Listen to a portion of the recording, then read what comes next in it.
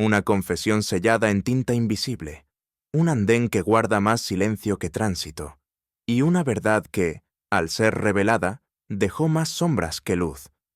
¿Qué harías si descubrir la verdad significara perderla para siempre? Antes de comenzar, cuéntame desde dónde estás escuchando esta historia. ¿Y qué hora es allí? Escríbelo en los comentarios. Prepárate, porque la historia está a punto de empezar. Aquella tarde de octubre, las lluvias del oeste caían con una constancia melancólica sobre los tejados de Londres, como si la ciudad entera se hubiese sumido en un susurro perpetuo de resignación. Me hallaba junto al hogar, ocupado en la lectura de una publicación médica de escaso mérito, cuando el golpeteo insistente en los cristales llamó mi atención. Holmes, por su parte, permanecía en su sillón habitual, envuelto en su bata gris y abstraído por completo en la contemplación de una vieja pipa que no encendía. «Hay algo en el ritmo de esta lluvia», murmuró sin alzar la vista, «que anuncia la llegada de un visitante no deseado». Antes de que pudiera preguntarle a qué se refería, resonaron 3 golpes secos en la puerta inferior. Hudson, la fiel señora que asistía a nuestro alojamiento, acudió a responder. Escuchamos murmullos, el sonido de pasos vacilantes en la escalera, y luego el chirrido familiar del picaporte. El hombre que atravesó el umbral era, sin lugar a dudas, una figura desplazada de su contexto. Vestía un abrigo largo de paño pesado, empapado hasta el forro, y llevaba el ala del sombrero caída sobre el rostro. Sus guantes estaban manchados de barro reciente, y sus botas rezumaban agua en cada paso. No era la estampa de un caballero británico acostumbrado a la niebla londinense, sino más bien la de un viajero apresurado, quizá fugitivo, cuya travesía había comenzado en geografías mucho más lejanas. Holmes se incorporó lentamente, no con cortesía social, sino con el temple de un cirujano que recibe a un paciente en fase terminal. «Sea bienvenido, señor», dijo con voz grave. «Permítame observar que ha llegado justo antes del anochecer. Y no por casualidad». El extraño no respondió de inmediato, pero en el silencio que siguió, más denso que la propia lluvia, se instaló en la atmósfera una inquietud que, sin saberlo aún, marcaría las horas que estaban por venir. El desconocido se retiró el sombrero con lentitud, revelando un rostro alargado y pálido, surcado por las huellas inconfundibles de noches sin sueño. Su bigote, cuidadosamente recortado, no lograba disimular la rigidez de los labios, y sus ojos, claros como el hielo de los Urales, denotaban no solo temor, sino una forma sutil de vigilancia. Nos observaba tanto como era observado. «Mi nombre es Víctor Alinovich», dijo finalmente, tras una pausa excesiva. «He venido desde San Petersburgo. Por razones de seguridad, me hospedo en el Langham bajo un nombre diferente. Su acento tenía un barniz británico, evidentemente adquirido con esmero, pero no lo suficiente como para ocultar sus raíces eslavas. A cada frase parecía contener una segunda intención, como si su discurso hubiese sido ensayado una y otra vez frente a un espejo que no le ofrecía seguridad alguna. Holmes lo invitó a sentarse junto al fuego, gesto que el visitante aceptó con visible incomodidad. Antes de acomodarse, lanzó una mirada fugaz hacia la ventana, como quien teme que el mundo exterior escuche incluso a través del vidrio. «¿Qué lo trae a nosotros, señor Alinovich?», pregunté yo, más por cortesía que por necesidad, pues ya percibía en Holmes la ebullición mental del cazador que ha olido la pista. «Un peligro inminente, doctor, y un secreto demasiado grande para confiarlo a cualquier autoridad ordinaria. El hombre que soy ya no existe. Fui parte de un engranaje, de un juego diplomático que me avergüenza. Pero he decidido hablar, y temo que no sobreviviré a mi decisión». Holmes no respondió de inmediato. Sus dedos tamborileaban apenas sobre el brazo de su sillón, un hábito que precedía, invariablemente, a sus deducciones más brillantes. Dice usted que fue parte de un juego, replicó al fin. ¿Acaso trae con usted la evidencia de tal afirmación, o espera que confiemos en su acento y en sus temblores? El hombre extrajo con manos inestables un paquete del interior de su abrigo. Era plano, de bordes desgastados, y se hallaba envuelto en una tela de lino gastada. «Lo traigo aquí», susurró, «y con él traigo mi sentencia». Holmes recibió el objeto sin entusiasmo visible. Desenvolvió la tela con destreza, revelando un cuaderno encuadernado en cuero rojizo, cuya superficie mostraba signos de humedad, raspaduras y lo que parecía ser una quemadura en la esquina inferior. Al abrirlo, el crujido seco de las páginas alertó sobre su antigüedad. Las primeras hojas estaban escritas en caracteres cirílicos, con una caligrafía inclinada y densa, propia de quien escribe más por urgencia que por estilo. Este diario, explicó Alinovich, pertenecía a un hombre cuyo nombre no puede figurar en documentos, un criptógrafo al servicio del zar, o, mejor dicho, al servicio de quienes intentaban desestabilizar a sus enemigos sin declarar jamás una guerra. Yo fui el enlace, y ahora soy su testigo. Watson, que durante años había escuchado las historias más inverosímiles, sintió, como yo mismo, una punzada de escepticismo. Pero no era la magnitud del relato lo que inquietaba a Holmes, sino otra cosa, imperceptible para el ojo no entrenado. «¿Cómo llegó esto a sus manos?», preguntó con voz baja, sin apartar la vista del manuscrito. «Me fue entregado en Viena, por un hombre que murió 2 días después. Desde entonces, he sido seguido por figuras que no puedo nombrar. Este cuaderno contiene algo que no comprendo, pero que otros matarían por conservar oculto». Holmes hojeó varias páginas con cautela, deteniéndose en algunos signos repetidos. Una palabra parecía intercalarse constantemente entre otras. «Zarevo». «Doctor», dijo de pronto, volviéndose hacia mí con gravedad, ¿ha notado usted la peculiaridad de este patrón? Observe, aquí, aquí y también aquí. 3 veces en 3 páginas, en distintas caligrafías, pero con una tinta idéntica». Alinovich se incorporó con agitación. «¿Lo ve? Ya lo ha notado. Eso es lo que ellos buscan, y por eso vendrán esta misma noche, o la próxima. Pero vendrán».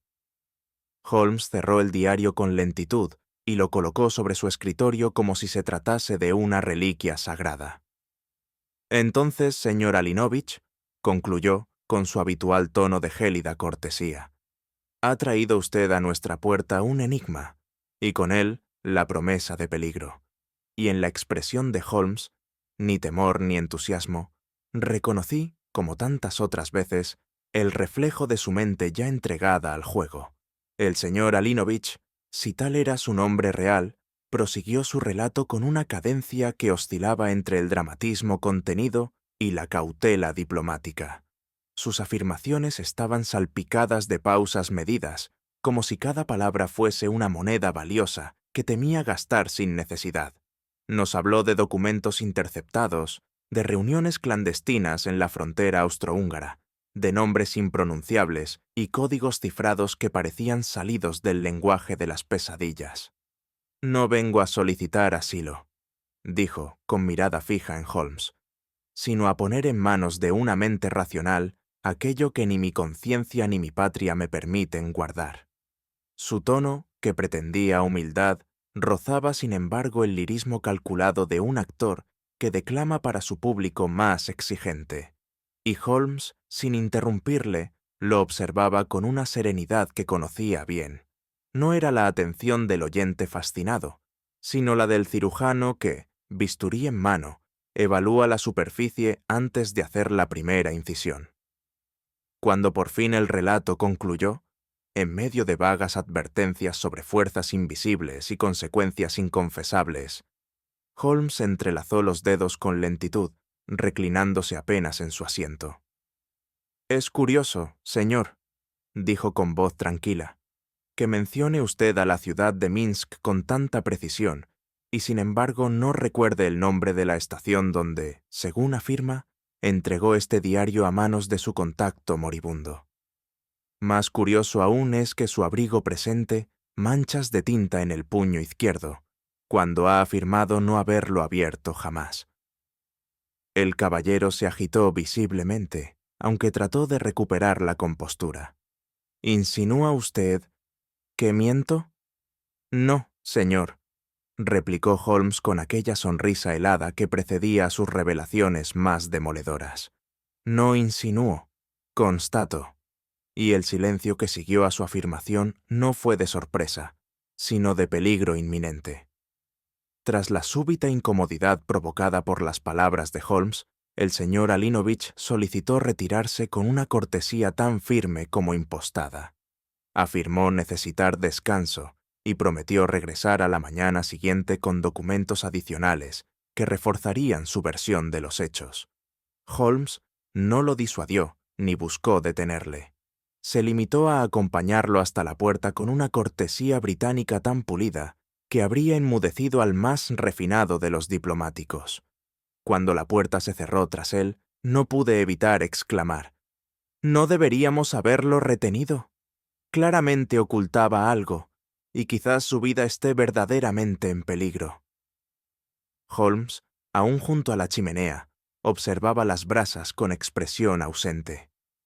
«¿Y qué deberíamos haber hecho, Watson? ¿Encadenarlo a esta butaca y exigirle una confesión al modo de las óperas continentales?», preguntó sin ironía, pero con un leve dejo de hastío. No lo sé, Holmes, pero había contradicciones evidentes, y su nerviosismo era palpable. «Precisamente por eso», respondió, alzando la vista con repentina intensidad. «El nerviosismo genuino rara vez se manifiesta de forma tan meticulosamente orquestada. Nuestro visitante posee la habilidad de un actor de cuarto nivel, suficiente para engañar a un público común, pero no a quien ha observado a criminales en su respiración más leve». Me senté frente a él, desconcertado. «¿Entonces no cree que su vida corra peligro?». Holmes tomó el diario rojo con delicadeza y lo depositó en la caja metálica donde acostumbraba guardar objetos de especial interés. «Oh, al contrario, mi querido Watson», dijo con voz casi solemne. «Estoy convencido de que su vida pende de un hilo, pero no por quienes él menciona, sino por quienes no menciona en absoluto». Guardó silencio un momento y añadió: «Y si estoy en lo cierto, no es él quien ha traído el peligro a esta casa. Es el peligro mismo el que ha tomado la forma de un hombre educado, con acento contenido y mirada entrenada para no revelar el alma». Tras la marcha del señor Alinovich, Holmes permaneció un largo rato sin hablar, concentrado exclusivamente en el objeto que había dejado en nuestras manos. La caja metálica en la que había guardado el diario fue abierta con delicadeza casi reverencial, y el volumen rojo fue extraído como si se tratase de una pieza de evidencia que exigiera no solo estudio, sino silencio. «Observe, Watson», dijo al fin, extendiendo una página a contraluz. «¿Nota usted lo irregular del margen superior? Este cuaderno fue mutilado con furia, no con método. Quien lo manipuló no temía la pérdida de orden, sino la conservación de una verdad incómoda». Me incliné para examinar el papel. Era antiguo, de grosor desigual, y algunas hojas evidenciaban desgarros cercanos al lomo, como si hubieran sido arrancadas no de forma aislada, sino en grupo. Lo que permanecía, sin embargo, resultaba aún más inquietante. «Trazos de tinta seca en los bordes», murmuré. «Y aquí, palabras tachadas con violencia». «Exacto», asintió Holmes. «Esta no es la censura de un editor metódico. Es el acto de un hombre perseguido por lo que escribió. Note las líneas cruzadas con pluma y repetidas con tinta distinta. ¿Ve esto aquí? El mismo símbolo tachado en 3 ocasiones, pero escrito sobre él con más intensidad después. Es como si el autor quisiera borrar y al mismo tiempo perpetuar». Tomó su lupa de latón, aquella que yo había visto descifrar desde cifras bancarias hasta huellas en ceniceros, y examinó una nota al margen. «Aquí hay más que palabras, Watson. hay arrepentimiento, hay duda, y sobre todo, hay miedo. Y con ese último término, pronunciado con lentitud, Holmes deslizó una página hacia mí, en la que la palabra Zarevo, que en ese momento nada me decía, brillaba aún, como si la tinta se resistiera a morir. A medida que avanzábamos en la lectura, se hacía evidente que el texto no estaba compuesto por una sola mano, ni en una sola época. Aunque la mayor parte del contenido permanecía en ruso, una lengua que yo, debo confesar, apenas comprendía más allá de expresiones elementales, Holmes detectó entre los márgenes anotaciones en francés antiguo y símbolos que recordaban fórmulas matemáticas o coordenadas topográficas. ¿Qué opinión le merece esto, Watson?, preguntó sin alzar la vista del papel. ¿Acaso un criptógrafo escribiría sus reflexiones en 3 idiomas si no temiera que uno solo fuese descifrado con facilidad? ¿Sugiere que este diario es, en sí mismo, una suerte de código poliglota? Sugiero que no es un diario, replicó con tono cortante, sino un palimpsesto narrativo diseñado para confundir a quien no posea el conocimiento exacto que lo articula. Me señaló una línea aparentemente inofensiva. Le feu passe ou le cœur bat. Su traducción literal, el fuego pasa donde late el corazón. Parecía más poesía que criptografía, pero Holmes negó con la cabeza. Esto no es lírica, Watson, es un mensaje. Observe los signos que acompañan al margen. No son simples marcas, son derivaciones numéricas de los puertos europeos entre 1878 y 1881. Odessa, Marsella, Harwich. Un lenguaje que miente con letras y susurra con cifras. Se levantó de pronto, se dirigió a su escritorio y extrajo un viejo compendio de rutas marítimas del Báltico. Todo esto apunta a un sistema de paso entre fronteras, un tráfico encubierto que vincula la diplomacia con las sombras. Aquí, Watson, no hay escritores, hay operadores, y este cuaderno es su bitácora clandestina. Sus palabras, que aún resonaban en el salón, dejaron tras de sí una atmósfera más espesa que el humo del té, pues comprendí, sin necesidad de traducción alguna, que no habíamos heredado un testimonio, sino una prueba. No transcurrieron más de unos minutos antes de que Holmes centrara su atención en una única palabra: Zarevo. La encontramos primero en los márgenes, luego intercalada entre párrafos, e incluso, al final de una página en blanco, escrita con una caligrafía distinta.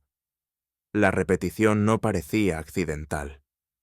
En ruso moderno, Zarevo significa resplandor, explicó Holmes mientras extraía de su biblioteca un pequeño diccionario eslavo. Pero el contexto sugiere que se trata de algo más. ¿Un nombre propio, quizás? ¿O un código?, respondió. En manuscritos de la inteligencia imperial rusa, los nombres de operaciones solían ocultarse bajo términos meteorológicos o geográficos. Pero en este caso, lo más revelador no es su presencia, sino su ubicación. Me entregó 3 hojas separadas. En todas, la palabra aparecía alineada con el margen derecho, como si obedeciera a una estructura externa. ¿Lo ve, Watson? Aquí, aquí y aquí. Todas las veces que aparece, está vinculada a otras 3 palabras: puente, fuego y silencio. Guardamos silencio durante varios segundos. La idea de una operación encubierta en la que convergían elementos tan simbólicos como destructivos no podía ignorarse. ¿Y si fuese el nombre de un lugar?, aventuré. Una zona fronteriza, tal vez, o un enclave estratégico. Holmes asintió, pero con reservas. Es posible, aunque también cabe otra hipótesis. Zarevo podría no ser un lugar ni un evento, sino una persona. Me estremecí. Aquella posibilidad, aunque sencilla, encerraba implicaciones inquietantes. Si así fuera, dije en voz baja, ¿cree usted que sigue viva? Holmes no respondió. En lugar de ello, tomó el diario, lo cerró con lentitud y pronunció con solemnidad: El resplandor suele anunciar el incendio, Watson, y en este caso, temo que lo anuncia demasiado tarde. A la mañana siguiente, Holmes me confió una tarea aparentemente trivial: llevar al Langham una nota dirigida al señor Alinovich. El encargo me resultó extraño, pues habría sido más eficiente utilizar a un mensajero, pero comprendí que, como tantas otras veces, Holmes buscaba observar a través de mis ojos. No tardé en descubrir por qué. Al llegar al hotel y preguntar por el huésped en cuestión, el recepcionista me dirigió una mirada de incomodidad profesional. «El señor Alinovich, ¿dice usted? Me temo que el caballero abandonó el hotel esta misma madrugada. No dejó aviso ni equipaje. Ni una carta, ni instrucciones, ni pertenencia alguna. Nada, tan solo una manta doblada y el juego de llaves sobre la mesa de noche. El resto de la habitación estaba vacía. Solicité ver la habitación y el personal, tras verificar mis credenciales como médico y colaborador del señor Holmes, accedió. Lo que encontré fue desconcertante: el lecho hecho con esmero, las toallas sin uso y una atmósfera tan aséptica como si nadie hubiese dormido allí. Sin embargo, algo me llamó la atención. En la esquina del escritorio, junto a la ventana, yacía una hebra de hilo rojo, casi invisible, atrapada en la rendija del cajón. Guardé el hilo con disimulo, convencido de que Holmes sabría extraer más de esa minucia que cualquier otro inspector de Scotland Yard de todo un informe. Al regresar a Baker Street y entregarle tanto la nota sin destinatario como el hilo, Holmes asintió con gravedad. No se llevó equipaje, pero sí conocimiento, un cambio de identidad o una desaparición voluntaria. Y si ha huido, lo ha hecho con ayuda. ¿De sus perseguidores? ¿O de sus superiores?, replicó con frialdad. Pero en cualquier caso, ya no se trata de protegerlo, sino de descubrir por qué ha sido silenciado. Al caer la tarde, Holmes recibió por mensajería una carta sin remitente. El sobre era de papel grueso, extranjero, sin marcas ni filigranas. Lo abrió con el cuidado de quien manipula una amenaza disfrazada de cortesía. El texto, escrito con una caligrafía sobria y antigua, no contenía presentación alguna, ni firma. Tan solo una línea, en eslavo antiguo: que el lector del fuego sepa que su visión no le pertenece. En el reverso, la misma palabra que ya nos perseguía: Zarevo, escrita con tinta negra y acompañada esta vez de una advertencia explícita: el que lea, morirá. Holmes permaneció largo rato con la misiva entre los dedos, como si intentara absorber su temperatura, su origen, su eco. Finalmente la depositó junto al diario y murmuró: «Esto no es una amenaza personal, Watson. Es una advertencia ritual. Hemos tocado un texto que no fue escrito para ser leído, sino para ser temido. Yo, que en muchas ocasiones había sido testigo de mensajes crípticos, experimenté un estremecimiento poco habitual. Algo en la sequedad de aquella frase, en su anonimato absoluto, me heló más que los casos sangrientos a los que ya me había acostumbrado. ¿Qué haremos, Holmes? Nada distinto de lo que haríamos con una carta anónima del East End o con una confesión hecha en estado febril», replicó. «Leeremos, compararemos y entenderemos». Pero en su voz percibí un tono que rara vez emergía: no temor, sino respeto. El respeto que un pensador concede al abismo cuando comprende que su profundidad aún no ha sido medida. Esa noche, mientras el reloj de Baker Street daba las 10, comprendí que el enigma no solo se había alojado entre las páginas del diario, sino también en nosotros, y que ya no podía ser ignorado. A sugerencia de Holmes, y tras haber deliberado en privado durante la mayor parte de la noche, decidimos emprender una visita discreta a la Embajada del Imperio Ruso en Belgrave Square. Pocas veces me había sentido más fuera de lugar. Los altos muros de aquella institución diplomática, cubiertos de cuadros sombríos y vigilados por rostros pétreos, parecían concebidos no tanto para recibir visitas como para disuadirlas. No obstante, la reputación de Holmes sobraba como pasaporte incluso en los círculos más recelosos, y tras una breve espera, fuimos recibidos por un tal señor Pavel Miliukov, tercer secretario de la legación. Era un hombre de mediana estatura, frente amplia y una mirada permanentemente lubricada por la cortesía. Nos condujo a un despacho estrecho, más atestado de documentos que de muebles, y nos ofreció té con una sonrisa que no alcanzaba los ojos. «Nos trae hasta aquí una cuestión de carácter histórico», dijo Holmes con voz neutra. «Un asunto relacionado con antiguos archivos de criptografía zarista, y con un personaje cuyo nombre quizás no debería pronunciarse, pero que, sin embargo, no podemos eludir. No mencionó a Voronov aún, pero vi que el rostro de Miliukov, hasta entonces impasible, adquiría la tensión apenas perceptible de quien se prepara para negar antes de comprender. Buscamos antecedentes de un individuo al que se conoció, en ciertos círculos de Viena, con el seudónimo de «El ajedrecista del norte». La taza tembló levemente en la mano del diplomático. Ese apodo no ha sido mencionado en esta embajada desde los tiempos del conde Ignatiev. Holmes no respondió. Se limitó a sostener la mirada del otro como quien mide el peso de un muro invisible. Fue entonces cuando Miliukov, con voz apenas superior al susurro, pronunció por fin el nombre. Alexei Voronov. La forma en que lo dijo no era de identificación, era de exhumación. Y en aquel instante supe que habíamos invocado algo más que un nombre. Holmes, tras aquella entrevista cargada de ambigüedades, no emitió palabra durante todo el trayecto de regreso. Caminamos en silencio por las avenidas enlodadas del West End, hasta que, al llegar a la altura de Pall Mall, se detuvo de improviso. «Acompáñame al Club Diógenes, Watson», dijo con tono que no admitía réplica. «Allí encontraremos un hilo más fiable que el que nos ofrece la diplomacia rusa». Conocía bien aquel lugar peculiar, donde el silencio era ley y la conversación una transgresión casi indecorosa. No obstante, Holmes, por derecho de sangre y carácter, gozaba allí de una libertad que ningún otro miembro parecía cuestionar. Nos condujo a una sala interior, más biblioteca que salón, donde un caballero de cabello blanco y mirada lechosa hojeaba una publicación alemana sobre cibernética militar.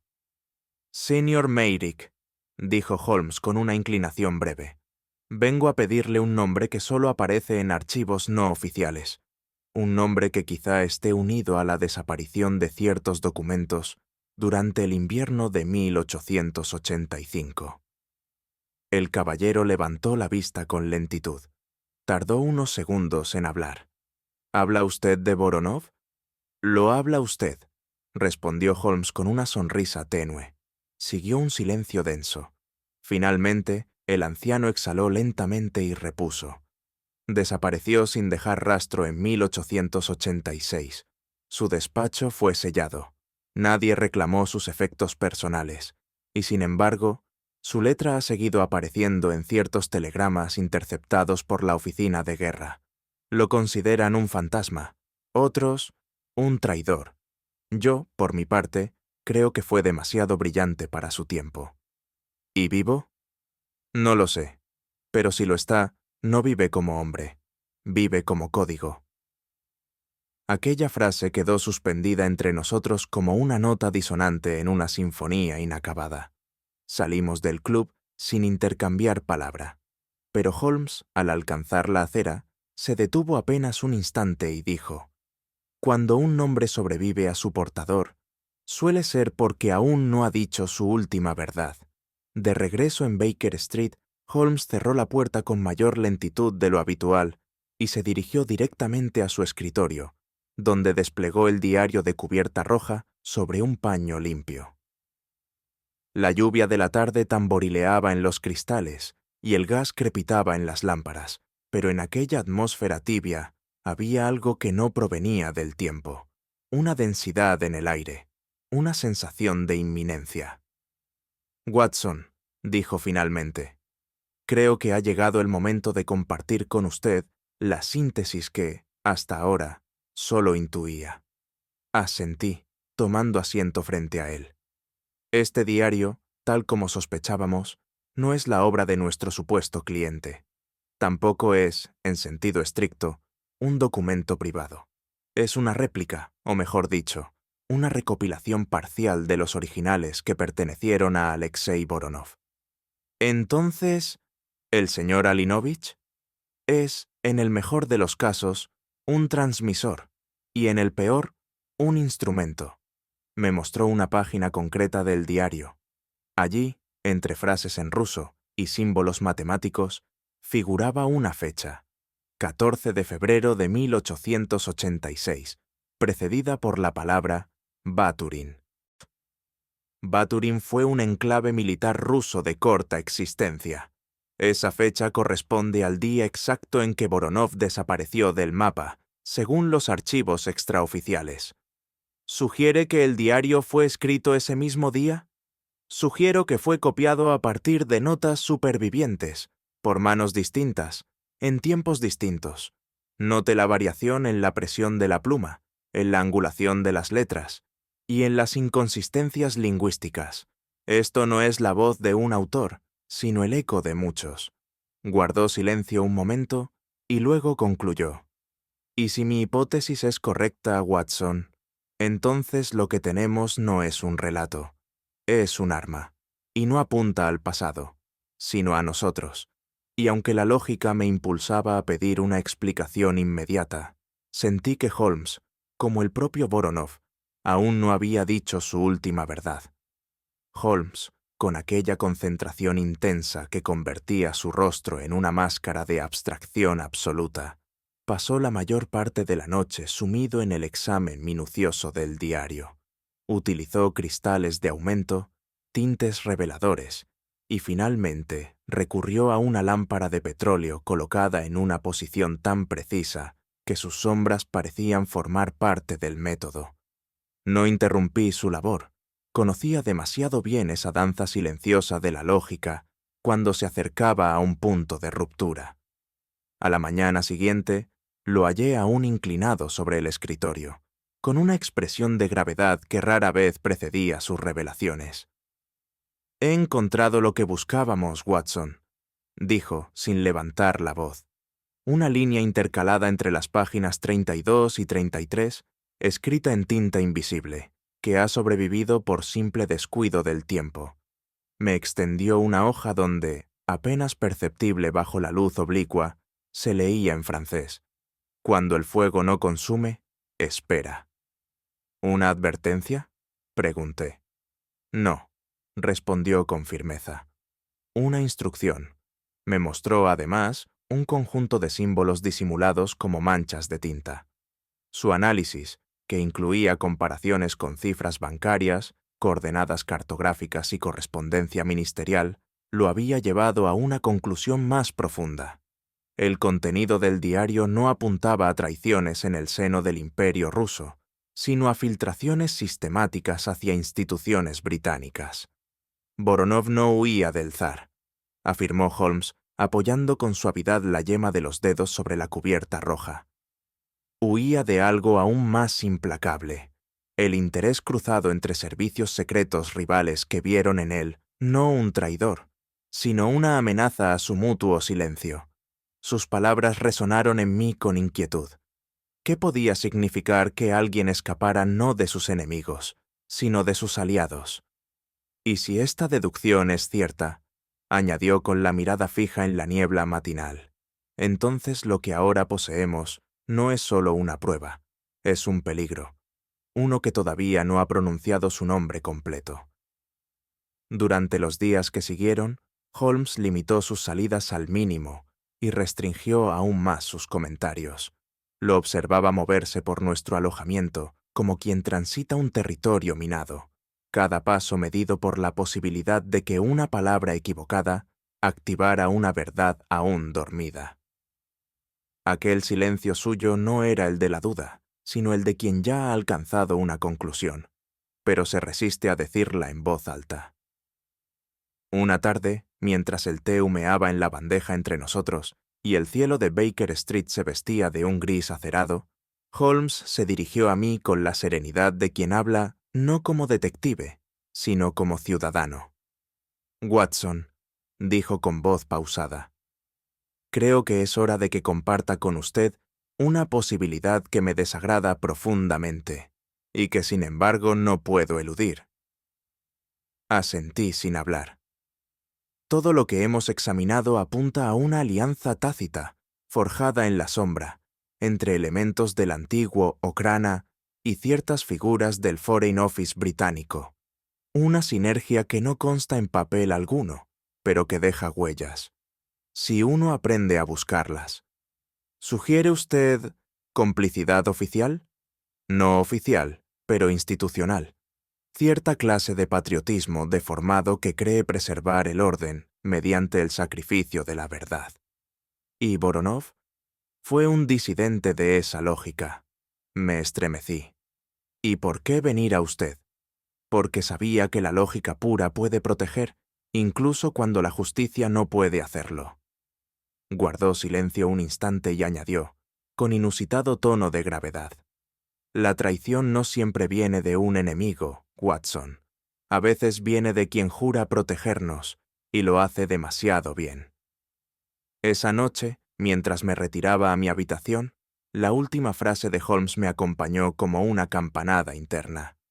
Por primera vez, el crimen que nos rodeaba no era uno que pudiera resolverse con esposas o confesiones, sino uno que tal vez nunca podría ser denunciado sin que la verdad misma fuera arrastrada con él, y comprendí que estábamos entrando en un territorio donde el deber y el Estado ya no caminaban del mismo lado.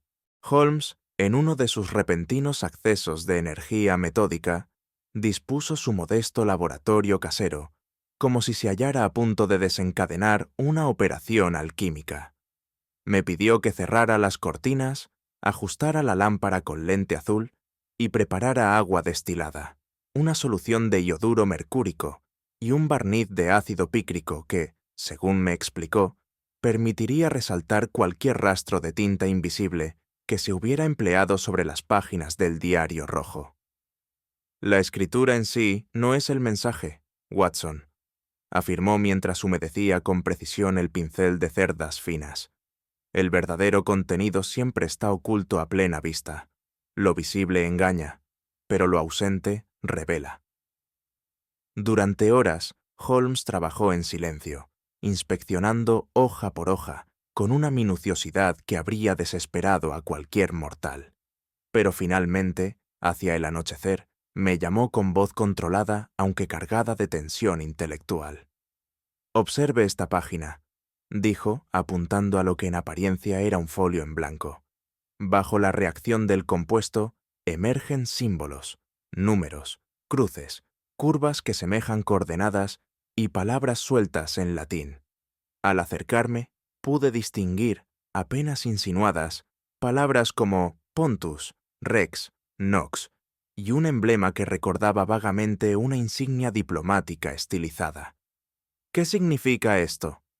Significa que lo que teníamos por un testimonio lineal es, en realidad, una red de datos cifrados. El diario fue concebido como un contenedor doble, una narración para ojos crédulos y un plano de operaciones para aquellos que sabían cómo leerlo.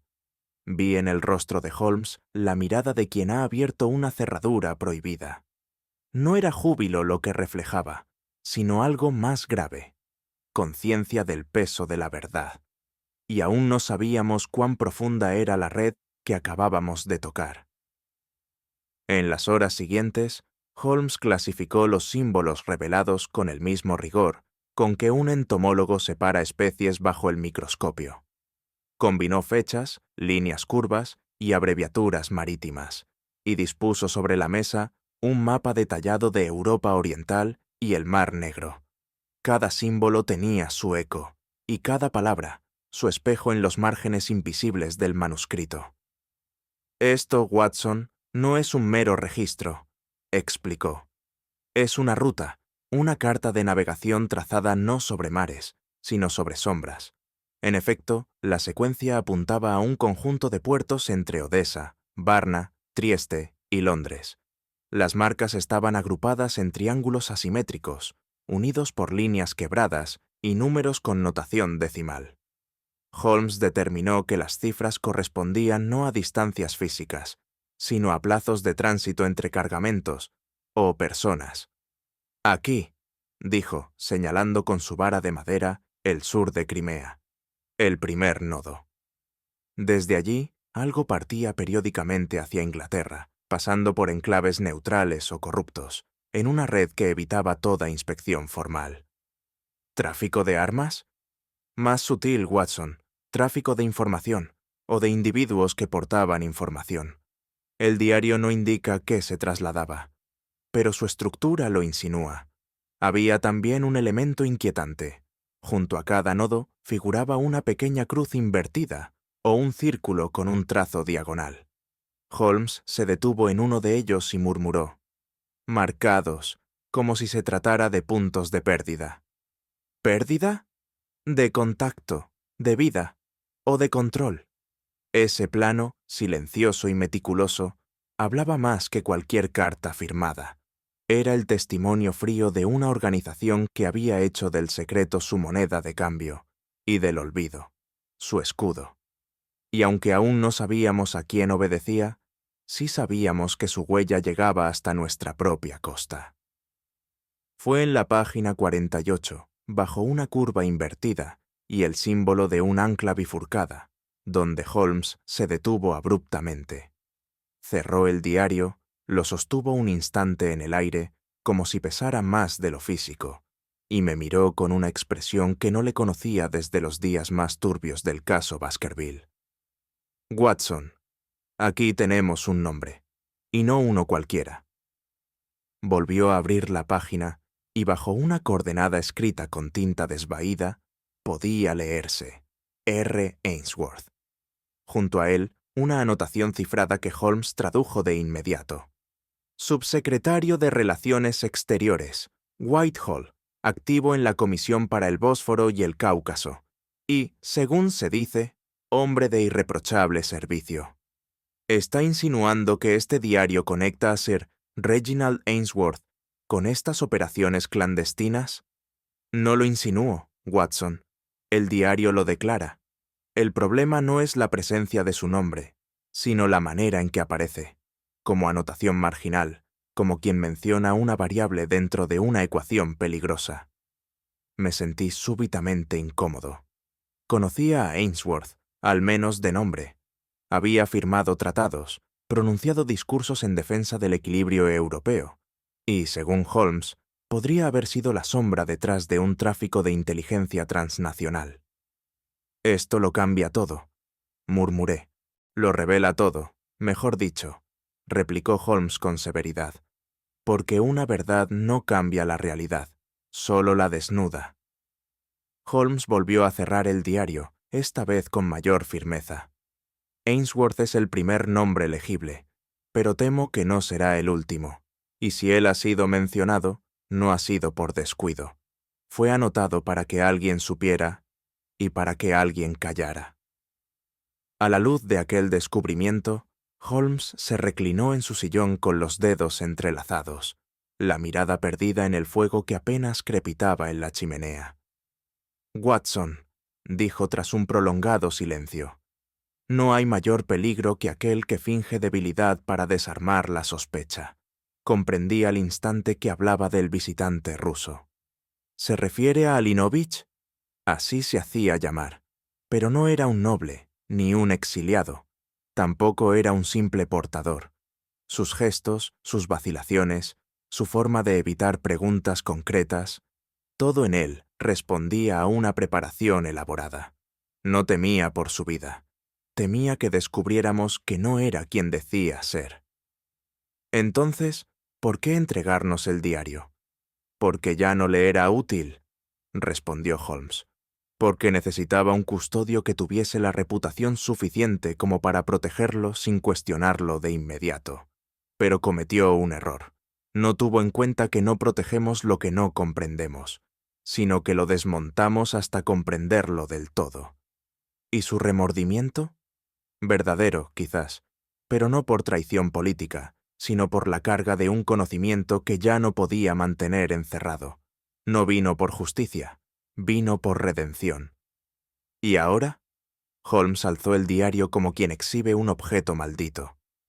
Ahora tenemos su herencia, pero no su causa. Él huyó. Nosotros estamos aquí.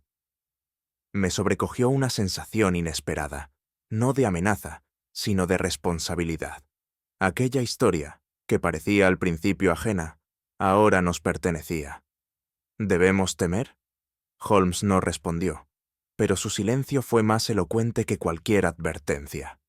Esa noche, cuando el reloj de la sala marcaba las 3 y los últimos ecos del día se desvanecían en las brasas, Holmes permanecía aún junto al escritorio. No escribía, no leía. Observaba el diario como se contempla un retrato de alguien que no se ha conocido, pero cuya ausencia pesa. «Watson», dijo, sin apartar la vista del objeto, «hay verdades que no se revelan por amor a la justicia, sino por el peso insoportable de la conciencia». Me senté junto a él, esperando sus palabras sin interrumpirlas. «Este diario», prosiguió, «no fue escrito para un lector. Fue escrito como testimonio silencioso para quien tuviese el valor de enfrentarse a su contenido. Y nosotros lo hemos hecho. ¿Pero con qué derecho? ¿No es ese nuestro deber?» «El deber», replicó, «es una convención. Lo que hacemos aquí, en esta habitación, es otra cosa. No desenmascaramos a un criminal.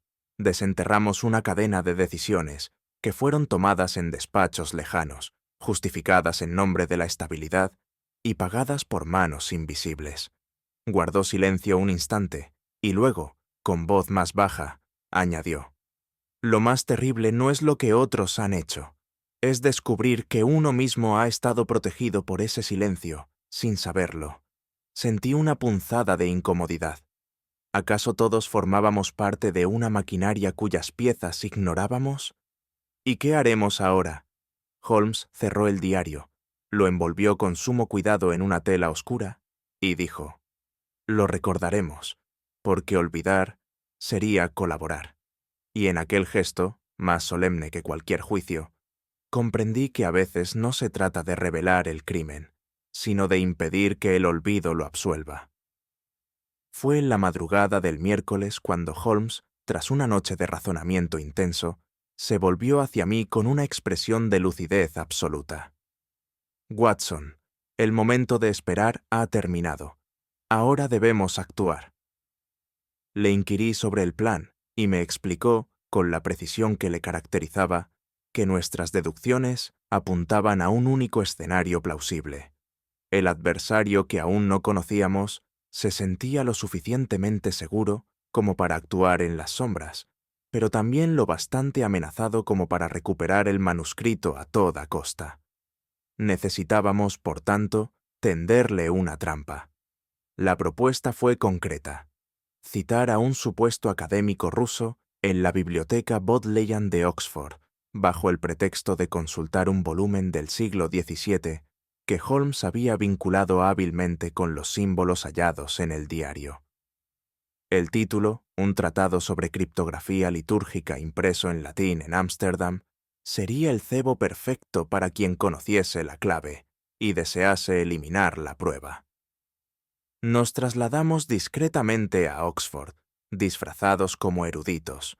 Holmes adoptó el papel de profesor visitante en teología comparada, y yo, el de su asistente clínico interesado en las estructuras simbólicas del conocimiento medieval. Nadie cuestionó nuestra presencia. Las bibliotecas, como los hospitales, aceptan con naturalidad la figura del estudioso silencioso. La sala de manuscritos antiguos fue elegida por Holmes por una razón doble: su acceso restringido y su disposición espacial que permitía la vigilancia desde una galería superior. En el atril central, cuidadosamente iluminado, dejamos el ejemplar abierto por una página en la que Holmes había interpolado una línea en ruso antiguo, escrita en grafito tenue. «Si nuestro perseguidor es quien sospecho», me dijo en voz baja mientras ocupábamos la galería oculta, «no podrá resistirse a este anzuelo. El saber, Watson, es el cebo más irresistible para quien teme perderlo. La biblioteca Bodleian, aun en horas de escasa concurrencia, respira una solemnidad que pocos templos logran igualar.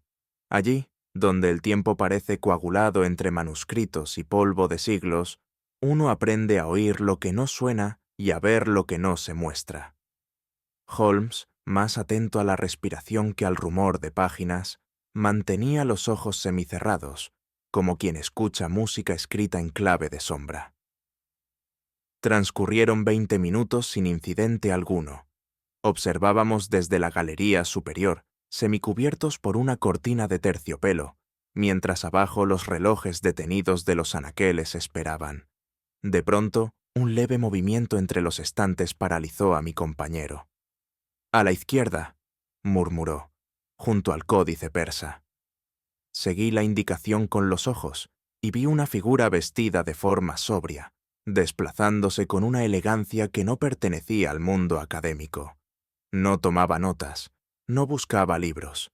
Se dirigía con decisión hacia el atril, donde el volumen del siglo XVII reposaba abierto.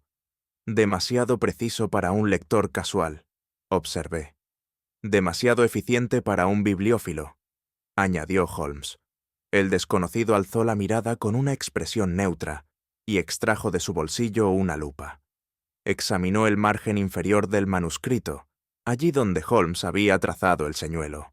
Luego cerró discretamente el libro y deslizó entre sus páginas un papel delgado, que volvió a extraer tras unos segundos. «Mensaje de prueba», musitó Holmes. «Verifica si ha sido modificado desde que fue colocado». El gesto del espía clásico. El hombre se dio media vuelta, pero antes de avanzar 2 pasos, Holmes ya descendía con velocidad controlada por la escalera trasera.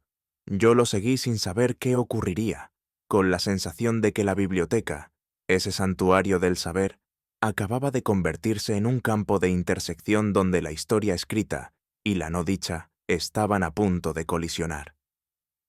El sujeto no opuso resistencia cuando Holmes lo abordó. Le bastó una frase en ruso, breve y cortante como una orden militar, para que el desconocido se detuviera y asintiera con resignación. En aquel gesto, más que sorpresa, percibí la aceptación de un destino ya calculado. Holmes se identificó como agente consultor de Scotland Yard, lo cual era cierto en sentido amplio y suficiente para evitar un escándalo en la biblioteca. El hombre fue invitado, y no esposado, a acompañarnos a una sala anexa, donde podíamos conversar sin testigos. «Su nombre, si es tan amable», dijo Holmes con cortesía helada. «No tengo uno que le sea útil», respondió en un inglés correcto pero carente de inflexión. «¿Okrana?», preguntó Holmes sin rodeos. El silencio fue la confirmación. Lo que siguió fue una conversación tan civil como tensa. El individuo, alto, de rostro anguloso y edad indefinida, reconoció pertenecer a la estructura residual de la policía secreta del antiguo régimen zarista. Su objetivo era, según explicó sin titubeos, recuperar o destruir cualquier fragmento del manuscrito de Voronov que hubiera escapado a su red de contención. «La supervivencia de ese documento», declaró con serenidad, «pone en riesgo no solo reputaciones pasadas, sino equilibrios presentes. ¿Y si ya ha sido leído? Entonces, caballero, la misión no es detener, sino limpiar». Aquel eufemismo no requería explicación. Miré a Holmes, que permanecía imperturbable. «Supongo que entiende que esta información no permanecerá aquí», dije. «Usted es médico, doctor Watson. Debe saber que no todas las verdades deben comunicarse al paciente». Holmes se levantó con parsimonia. «Y yo sé», dijo con gravedad, «que quien se oculta tras el deber de Estado no siempre sirve a su nación, sino a su propio miedo». Mientras el agente era escoltado por las autoridades locales, Holmes y yo regresamos a Baker Street con la certeza de haber desenmascarado algo más que un hombre. Habíamos vislumbrado un engranaje internacional cuyas piezas aún giraban en la oscuridad. Apenas habíamos abandonado la sala anexa de la biblioteca Bodleian, escoltando al agente de Locrana para su entrega a las autoridades universitarias, cuando lo impensado ocurrió. Con una rapidez que contradecía su compostura anterior, el hombre extrajo de su abrigo un pequeño revólver, del tipo belga, diseñado para caber entre los pliegues de la manga. Lo alzó en dirección a Holmes con un gesto que no era rabia, sino resolución, el de quien cumple una orden, no por pasión, sino por programación. No recuerdo haber pensado. No hubo deliberación en mi gesto. La pistola de bolsillo que Holmes me había confiado por precaución y que rara vez había tenido que utilizar, se alzó en mi mano y mi dedo actuó con una certeza que mi conciencia aún no ha terminado de comprender. El disparo fue seco, contenido, y alcanzó al atacante en el hombro izquierdo, provocando que su arma cayera con estrépito. El hombre se derrumbó sin exhalar un gemido. Lo rodeamos al instante. Sangraba, pero no de forma fatal. Holmes, sin perder un ápice de calma, improvisó un torniquete con una tira de tela arrancada de su propio pañuelo, mientras yo examinaba la herida con manos que empezaban a temblar. ¿Está vivo?, pregunté, más como súplica que como consulta médica. Sí, Watson, respondió Holmes sin mirarme. Y probablemente más ahora que antes. Su muerte no nos habría dado ninguna respuesta, pero su silencio ya nos ha dicho demasiado. El herido fue trasladado en camilla por el personal sanitario de la universidad, aún inconsciente.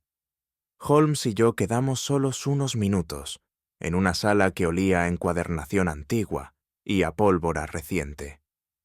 «Ha hecho lo correcto», me dijo, pero en su voz no había aprobación, solo comprensión, y en mí no había orgullo, sino una pregunta que me seguiría hasta Baker Street. ¿Puede una acción ser justa si su eco la vuelve ambigua? Aquella noche, ya de regreso en Baker Street, el silencio de Holmes me pesó más que cualquier reproche. No era la ausencia de palabras lo que me inquietaba, sino el reconocimiento tácito de que habíamos cruzado, sin desearlo, un umbral invisible. El caso, que en sus inicios parecía una intriga internacional más, una sucesión de nombres falsos, documentos cifrados y amenazas lejanas, se había tornado, sin previo aviso, en una cuestión profundamente moral. Holmes, absorto ante la chimenea, no abrió la boca hasta bien entrada la madrugada. Fue entonces cuando, sin apartar la vista del fuego, pronunció con tono calmo: «¿Le pesa?». No necesitó especificar a qué se refería. Asentí con un movimiento leve. «Actué por instinto», dije, «y sin embargo, no puedo evitar pensar si ese acto me aproxima a aquello que combatimos». Holmes giró lentamente la cabeza hacia mí. Su expresión era grave, pero no fría. «Watson, lo que diferencia a un hombre de principios de un fanático no es el acto en sí, sino su reflejo. Usted no se transformó al disparar. Se reveló humano». Me quedé en silencio.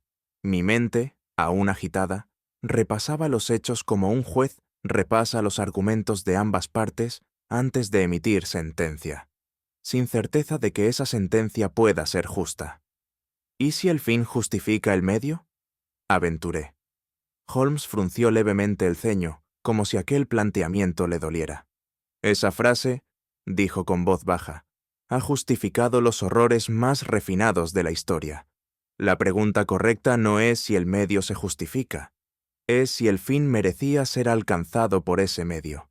Luego se puso de pie y añadió, casi como un susurro: «En el juego de espías, todos terminan pareciéndose a su adversario. Por eso yo, Watson, nunca quise ser espía, ni héroe. Esa noche comprendí que no todos los disparos matan. Algunos solo siembran dudas, y esas, como ciertas verdades, no cicatrizan nunca del todo». En las primeras luces de la mañana, mientras la bruma aún adormecía las tejas del 221B de Baker Street, Holmes desplegó sobre la mesa central las páginas tratadas del diario, ya restauradas con soluciones químicas que revelaban líneas antes invisibles. Su semblante era el de un astrónomo ante un mapa de estrellas que, tras años de velarse, finalmente se dejaba leer. «Observe, Watson», dijo, señalando con el índice una serie de caracteres apenas perceptibles. «La sintaxis irregular no es fruto del deterioro, sino un código. La confesión está redactada en capas, como una plegaria encerrada en un palimpsesto». Durante más de una hora, Holmes trabajó sin descanso, y yo, más lector que colaborador en tal empresa, me limité a tomar notas de sus hallazgos. Las frases reveladas no eran simples reflexiones de un exiliado, sino una narración cuidadosamente estructurada de hechos ocultos. El autor, al parecer un criptógrafo al servicio del régimen zarista, había orquestado, voluntaria y meticulosamente, la interceptación y posterior desvío de correspondencia entre prisioneros políticos y sus familias.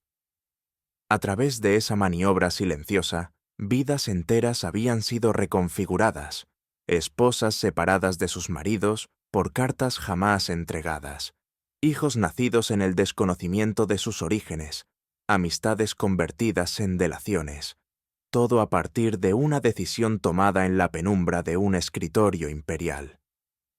Holmes se detuvo finalmente, reclinándose en su silla con un leve suspiro. «No se trata de espionaje, Watson. Esto es historia viviente. Un hombre no huyó de Rusia, huyó de sí mismo. Y así, entre tinta invisible y palabras olvidadas, se revelaba la magnitud de una traición tan eficaz que ni el tiempo había logrado desentrañarla. Pero lo más desconcertante aún estaba por llegar. El silencio que siguió a la lectura fue denso, como si la propia atmósfera del salón se negara a absorber el peso de las palabras.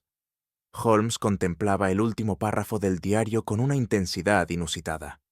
No era su habitual concentración lógica, sino una atención teñida por una rara forma de melancolía. «Observe la elección de palabras», murmuró. «No deseo que el mundo me absuelva, sino que comprenda. Esta no es una confesión, Watson, es una súplica, un último acto de voluntad. ¿Y cree usted que pretendía redimirse?» Holmes negó con la cabeza, sin apartar la vista del papel. «Number redención implica esperanza. Esto es más oscuro». Quería evitar que su verdad muriese con él, pero no buscaba perdón. Solo una voz, una prueba de que, aún entre las sombras, alguien supiera. Me estremecí. Era fácil pensar en traidores como entes puramente maliciosos, seres fríos y calculadores. Pero en aquel texto se percibía algo más, una humanidad desgarrada que, en su culpa, no buscaba absolución, sino eco. Holmes volvió a hablar, más para sí mismo que para mí.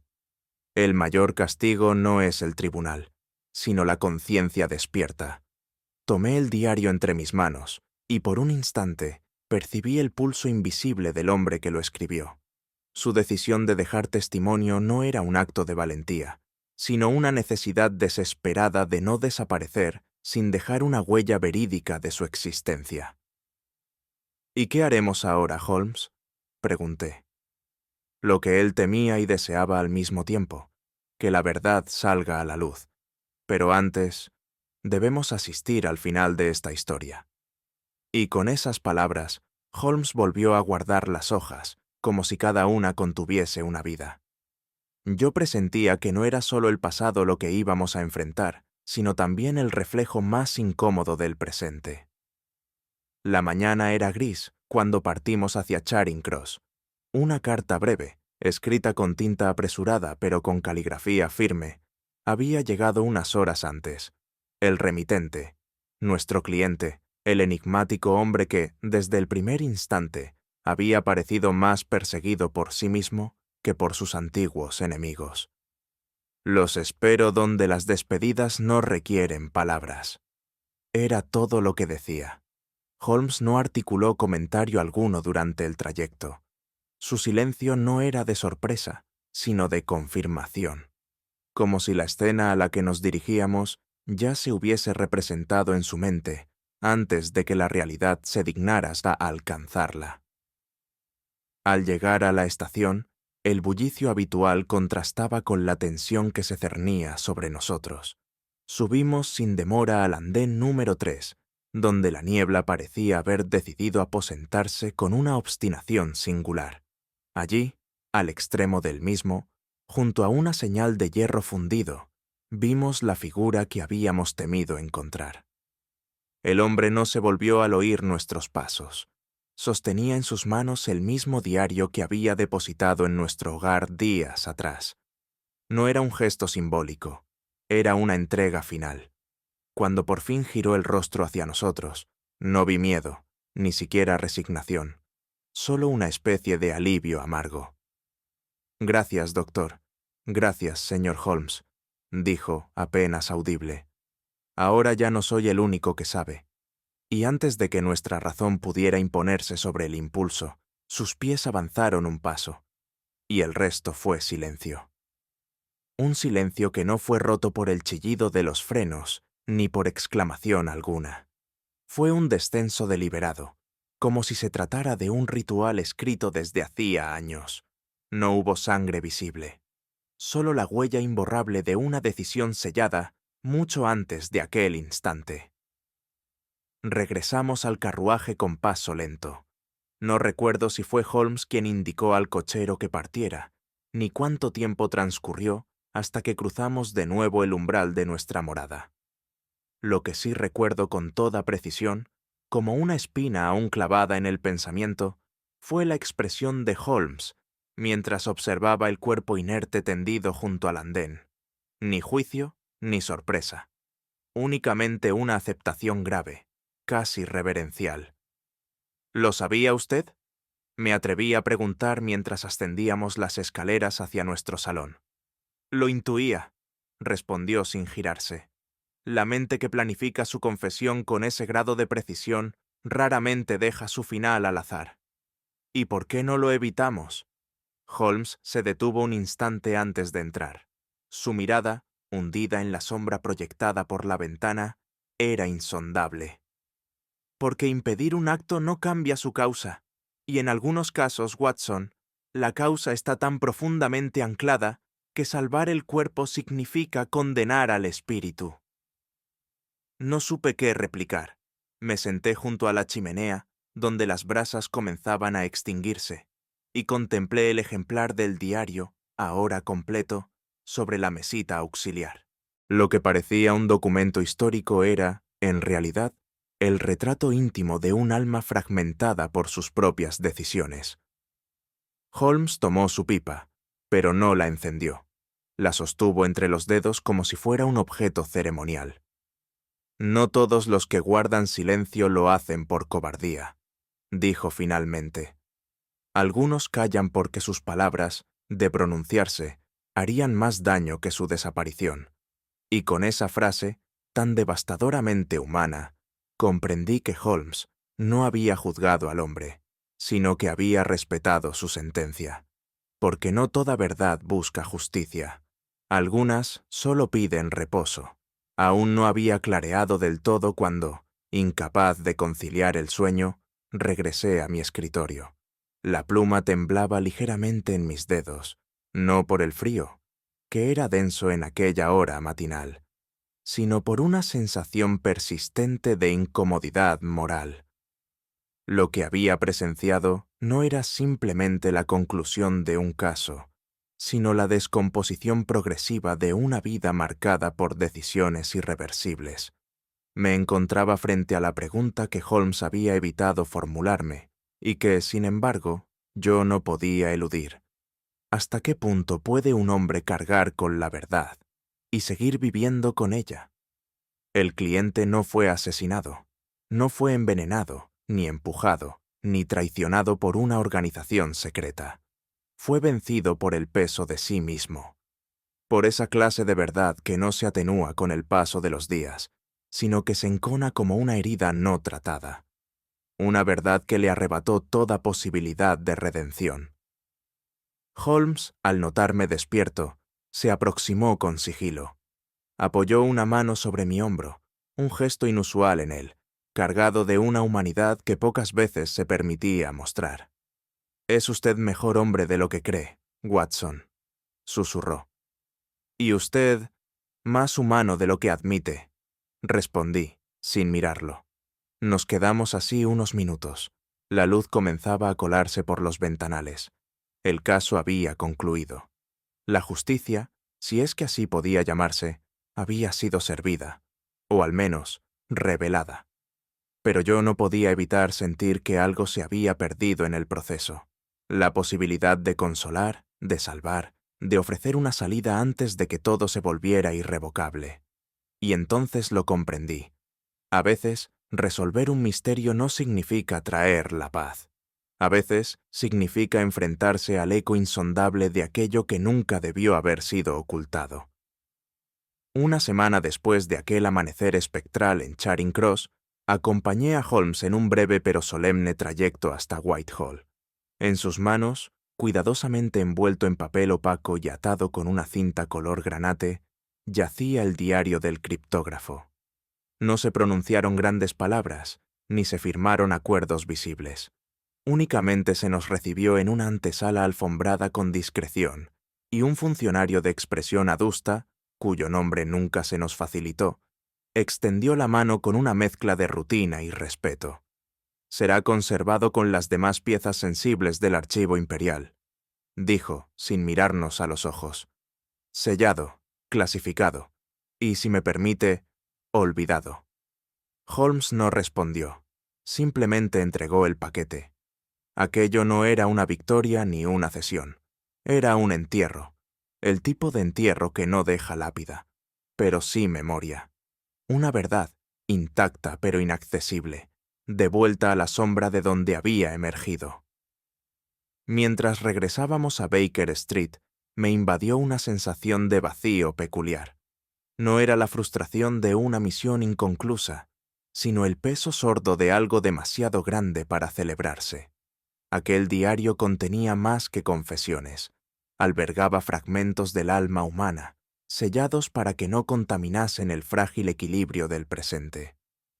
¿Y ahora, Holmes?, pregunté, buscando dirección donde solo quedaba la duda. Ahora, Watson, la historia descansará donde los hechos no hacen ruido, respondió con gravedad. Pero recuerde, el silencio no borra la verdad, solo la adormece. Y mientras Londres seguía su curso, indiferente al archivo recién engrosado en los sótanos del poder, supe que habíamos actuado conforme al deber, aunque no necesariamente conforme a la justicia. Esa misma noche, hallándome de nuevo en la penumbra de nuestro salón, rompí el mutismo prolongado que nos había envuelto desde nuestra visita a Whitehall. Holmes permanecía recostado en su sillón de cuero, con la mirada ausente y las manos cruzadas sobre el pecho, como si se encontrase en meditación más que en reposo. «Holmes», dije al fin, «ha logrado usted lo que parecía imposible. Desentrañar una confesión enterrada entre líneas invisibles, reconstruir el pasado con precisión quirúrgica y entregar la verdad al lugar que, según se dice, le corresponde». Y sin embargo, él abrió los ojos, levemente. Sin embargo, ¿no siente usted, como yo, que nada ha sido salvado? Que el conocimiento, por exacto que sea, no ha redimido a nadie, ni al culpable, ni a nosotros. Holmes asintió con una lentitud inusitada. La lógica, Watson, es una herramienta afilada. Sirve para revelar, pero no para consolar. Hemos cumplido con nuestra tarea intelectual, pero no hemos impedido la tragedia, y no era esa nuestra función. ¿Y si lo hubiera sido? Holmes no respondió de inmediato. Al fin, dijo, si la lógica tuviese el poder de evitar el sufrimiento, los matemáticos gobernarían el mundo. Pero el alma humana, doctor, no responde a teoremas. Y aun cuando se le revela la verdad, muchas veces la rechaza. No por ignorancia, sino por instinto de supervivencia. Guardé silencio. Aquel caso, tan impregnado de sombras morales, me había hecho comprender que incluso la mente más brillante no puede encerrar el dolor en una fórmula. La verdad, expuesta con pulcritud, no basta. A veces es preciso que duela, y que no sirva para nada. Esa noche no escribí, no leí, no dormí. Me limité a permanecer junto a la ventana, contemplando el horizonte empedrado de la ciudad, mientras la bruma ascendía como un velo cómplice sobre los tejados de Londres. Había sido testigo de muchas cosas a lo largo de mi vida junto a Holmes: asesinatos sofisticados, robos imposibles, desapariciones sin huella. Pero pocas veces había sentido tan honda la herida de lo irreparable. Porque este no había sido un crimen en el sentido común del término. Fue una caída, una lenta erosión del alma que por su propia densidad arrastró consigo toda posibilidad de rescate. La verdad, esa palabra tantas veces pronunciada en nuestros casos, se me revelaba ahora como una entidad ambigua. Cuando puede probarse, reconforta. Cuando se queda sin castigo, duele. Pero cuando no puede compartirse, cuando debe ser sellada en silencio por el bien de una paz política frágil, se convierte en ruina. Miré el cuaderno en blanco sobre mi escritorio y lo cerré. No todas las verdades pueden ser contadas, y tal vez esa fuera la peor consecuencia del conocimiento: saber y no poder hablar. Me pregunté, entonces, si Holmes sentía lo mismo, si su silencio era un acto de control racional o el modo que su intelecto tenía de no dejarse arrastrar por la marea moral. Yo no poseía ese blindaje, y sentí, en esa conciencia herida por una historia sin redención, que había perdido algo más que certezas. Había perdido la esperanza, tan humana, tan ingenua, de que la verdad, por sí sola, bastase para sanar. La mañana siguiente amaneció con esa luz pálida que Londres reserva para los días en que la historia parece no querer avanzar. Holmes y yo apenas intercambiamos palabras. Él se sumió en la lectura de un tratado alemán sobre criptografía bizantina. Yo fingí ordenar mis apuntes, pero no escribí una sola línea.